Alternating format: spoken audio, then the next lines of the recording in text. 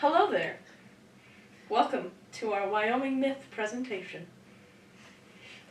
On November 2nd, 1886, George Webb, a 53-year-old sheep herder from England, attempted to kill himself in a rural area 30 miles south of Rawlins, Wyoming.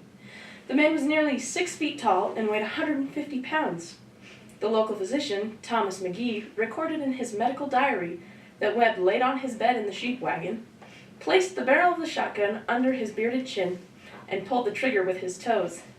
However, he had tipped his head back so far that the 18 buckshot charge completely missed his brain cavity and instead destroyed the majority of his throat, jaw, and face. Webb was found some hours afterward and was not placed in the care of Dr. McGee until 22 hours after the discharge. Excessive bleeding had been prevented by massive powder burns, which also singed most of his beard off. McGee reports that Webb was fully awake, cognizant, and showed no signs of shock.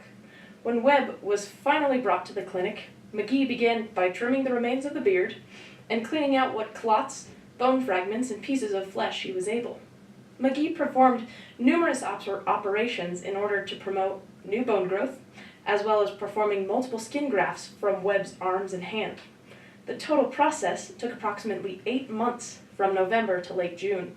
Dr. McGee wrote that he wanted to do an additional surgery to make Webb's nose more normal looking, but he was declined, having already chloroformed Webb 39 times.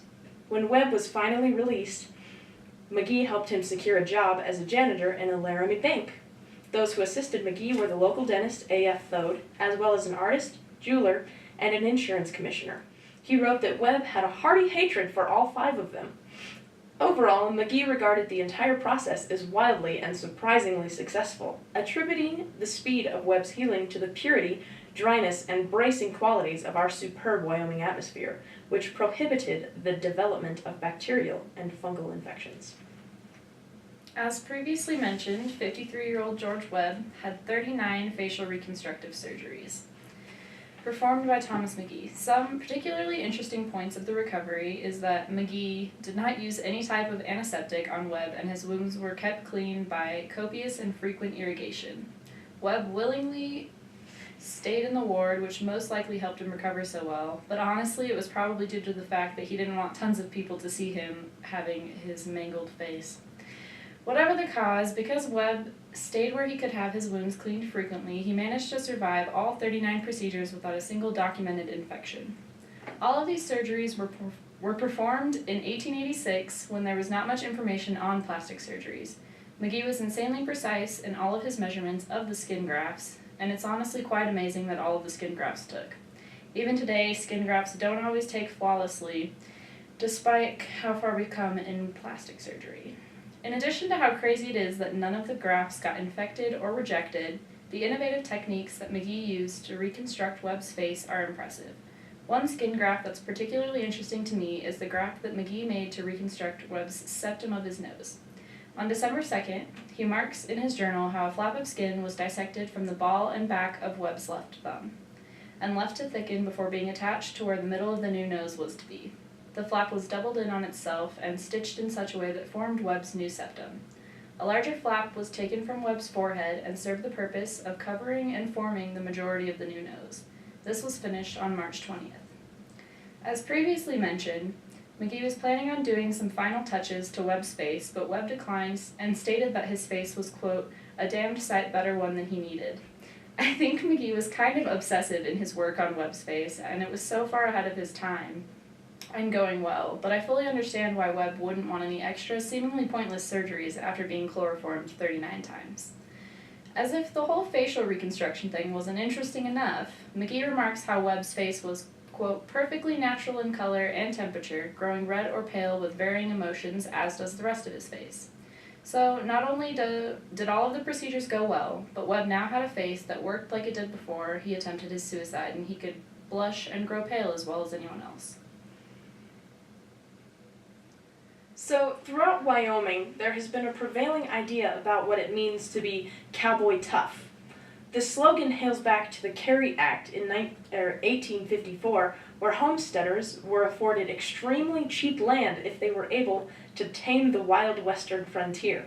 The pioneers put up fences, dug irrigation ditches, and fended off hostile wildlife to protect their livestock. They endured harsh winters, brutal summers, isolation, and outlaws. And the idea of cowboy tough pointed to the pioneers' ability to overcome nature. George Webb, a sheep herder, probably embodied this mantra very well.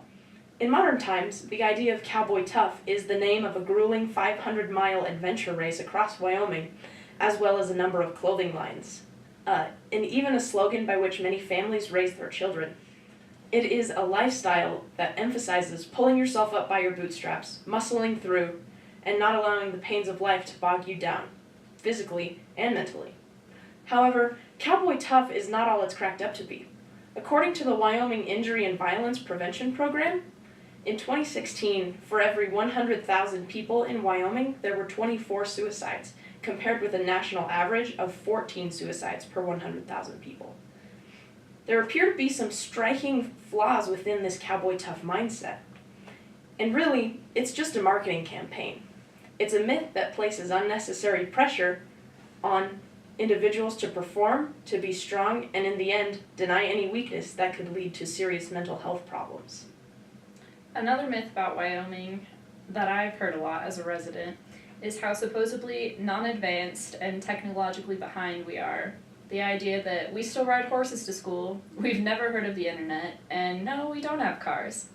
However, as residents of Wyoming, we learn to laugh at this myth and know that we aren't technologically behind, nor do we ride horses to school, and we have heard of the internet.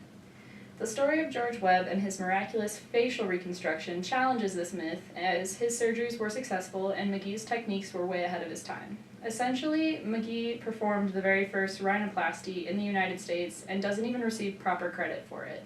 One website that I looked at stated that the first successful nose reconstruction didn't take place until 1923 in the United States, nearly 57 years after Webb's facial reconstruction. I think that a large contribution to the continuation of this myth lies in the fact that parts of Wyoming's history go unnoticed or forgotten. I've lived in Wyoming my entire life and had no idea that this phenomenal facial reconstruction took place in a small town in Wyoming until doing my own research on a piece of Wyoming's history. And with that, we want to thank you for coming to our TED Talk.